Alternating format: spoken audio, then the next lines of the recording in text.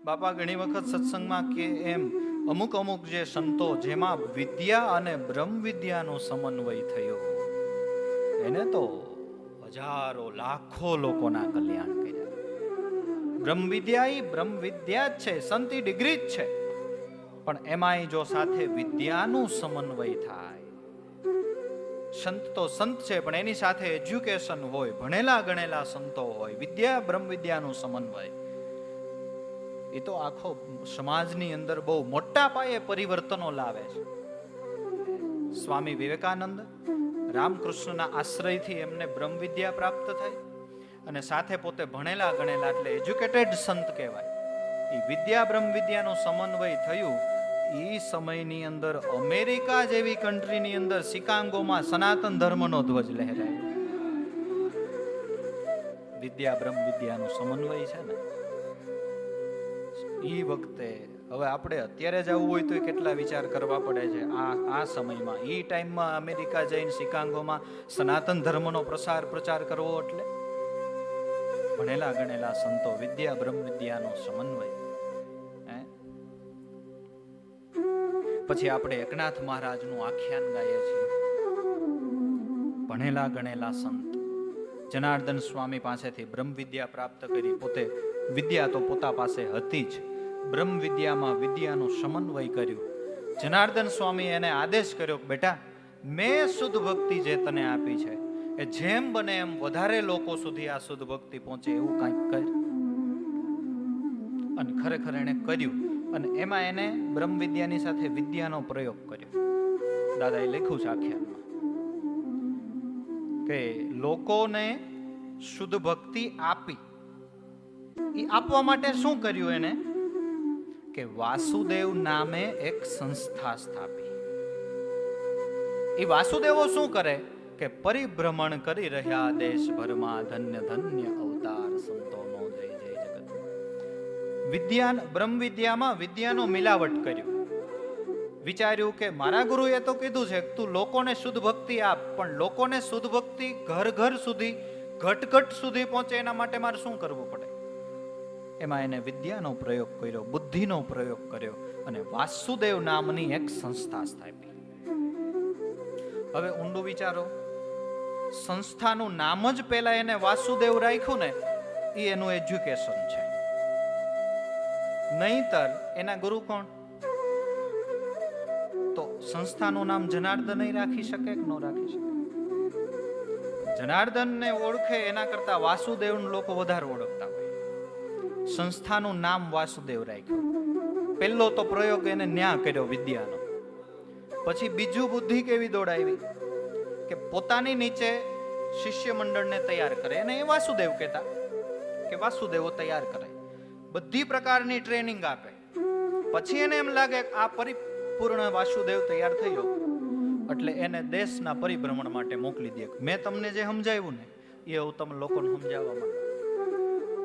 હોય એ 5 જણા તો સમજ છે ને, તો એ 5 તો આવ્યા ને, 5 તો મોક્ષ અધિકારી બન્યા ને, 5માં તો શુદ્ધ ભક્તિનું સ્થાપન થયું ને, બસ તો એ આપણા જનાર્દન ગુરુ રાજી થશે. હવે એમાંય એને યુક્તિ કરી. વાસુદેવોને શું કીધું એને? એમ નથી કીધું કે મેં તમને જ્ઞાન આપ્યું, ગામડે ગામડે જઈને આ સીધું જ્ઞાનની શરૂઆત કરો. નહીં, એને એમ કીધું કે તમે જે ગામમાં જાઓ ને ત્યાં તમારે માથે મોરપીંછનો મુગટ કરવાનો, પગમાં ઘૂઘરા બાંધવાના અને શરૂઆતમાં મનોરંજન કરવાનું.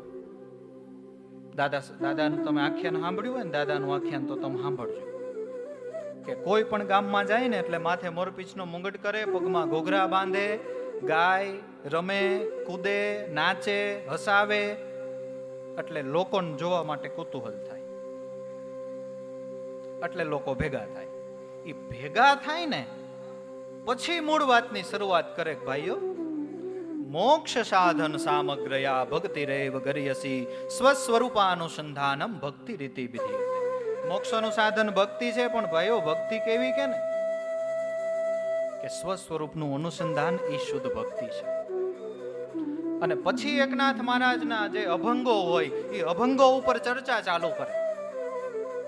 કોટી કુલે તારે હરિ અક્ષરે દોન્હી એકા જનાર્દની પાઠ કેલી.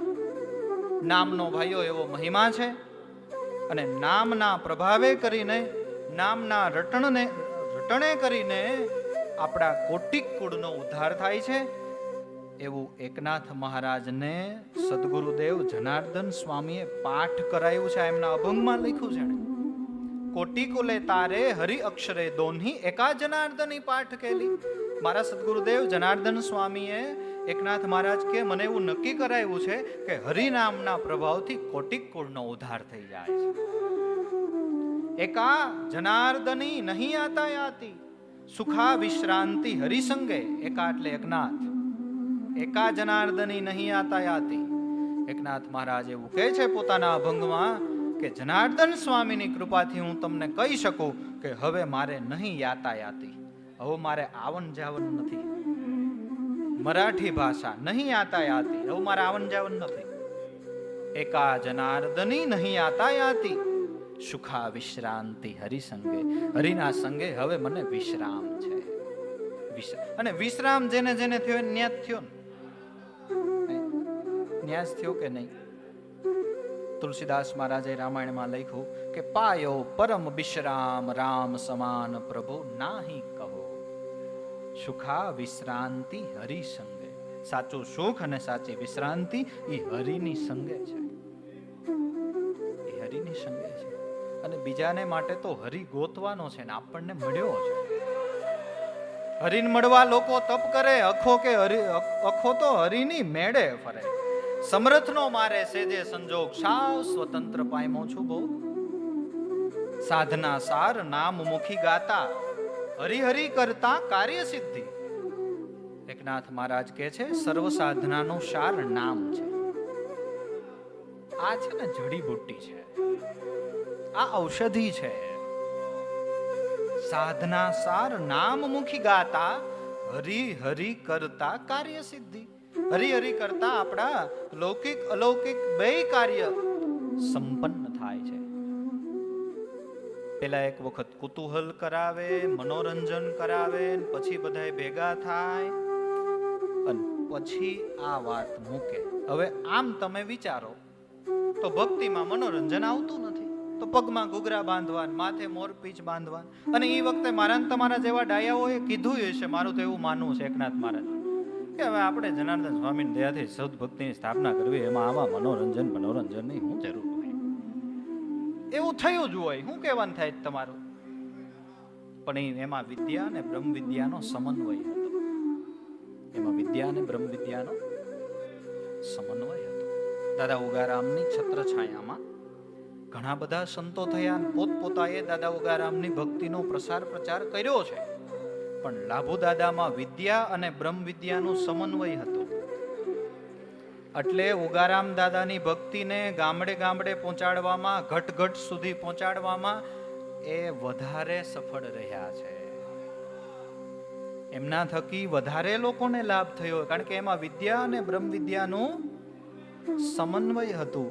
આજથી આટલા વર્ષો પહેલા એમનું આપણે અમુક ઊંડાણપૂર્વક ચિંતન કરીએ ને એમની વાણીઓ ઉપર, આપણે એમ થાય કે એનું નોલેજ કેટલું છે. હવે આપણો વૈશ્વિક લેવલે જુઓ આપણે તો આપણો ધર્મ કયો? સનાતન ધર્મ. હિન્દુ ના આપણે સંતાનો છીએ, બરાબર? હવે આપણા જે મુખ્ય દેવી દેવતાઓ છે એના ઉપર આપણો આદર હોવો જ જોઈએ કે ન હોવો જોઈએ? હોવો જોઈએ.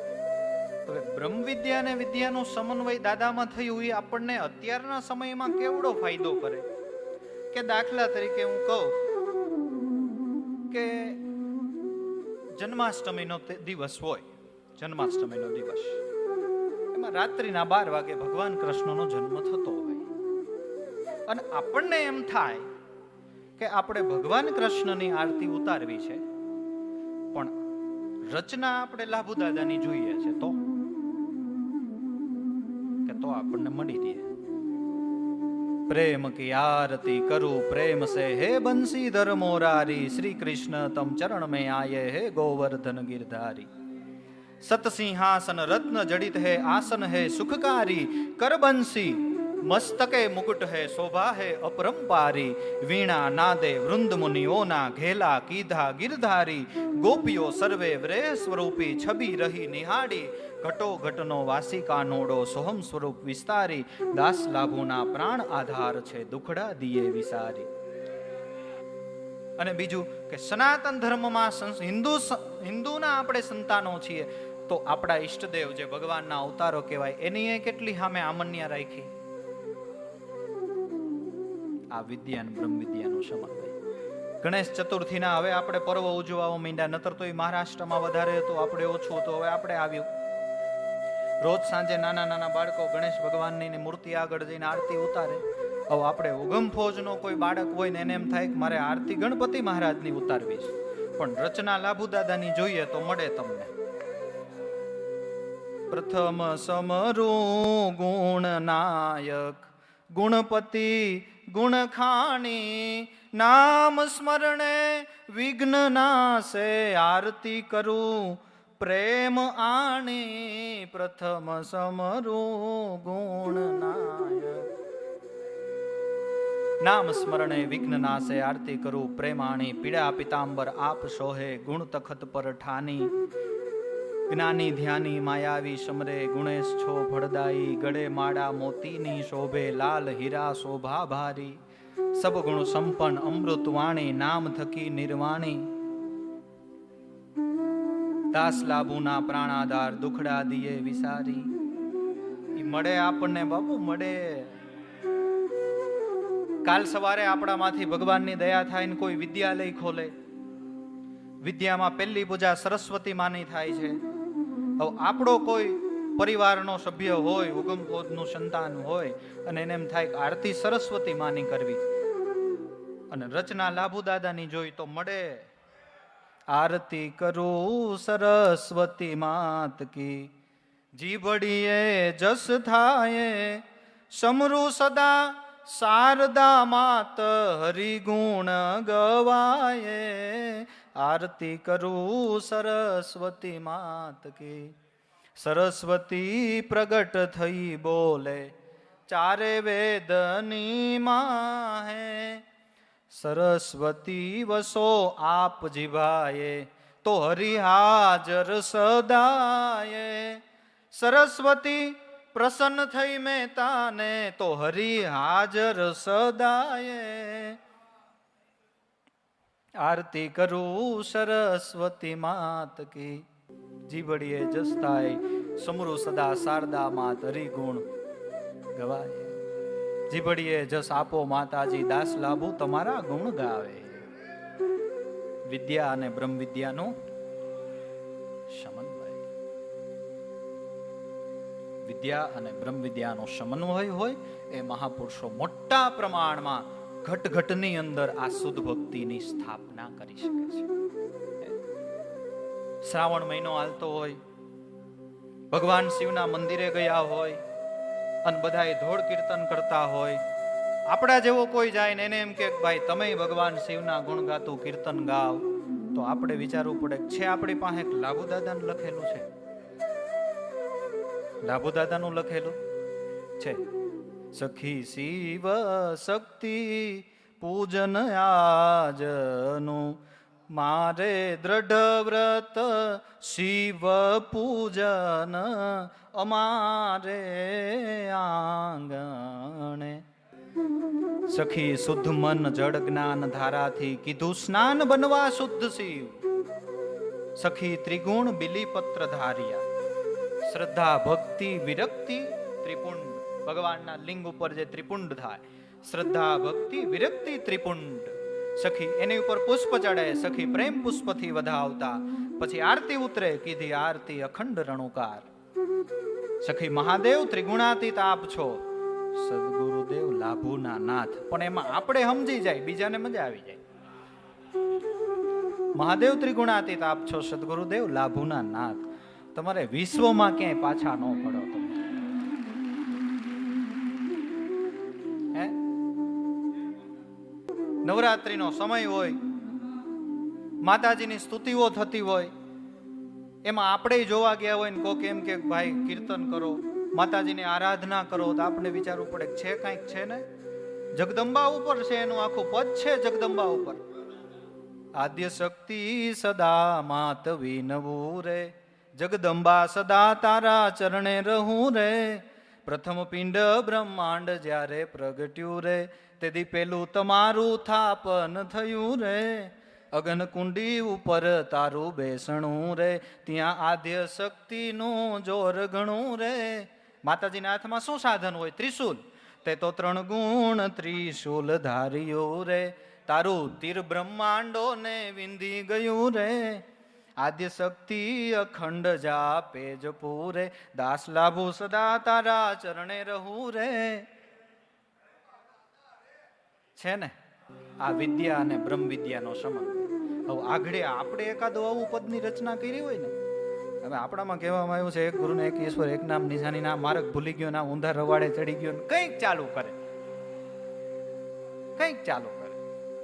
પણ વિદ્યા અને બ્રહ્મ વિદ્યાનું સંબંધ હોય, એની જે દ્રષ્ટિ હોય ને, એ બહુ લાંબા સમયના ભવિષ્યને જોતી હોય કે આજ પછી 100 વર્ષ પછી શું સમય હશે, 200 વર્ષ પછી શું સમય હશે, અને એમાં મારો જે અનુયાયી વર્ગ છે એ પાછો ન પડવો જોઈએ, પાછો ન.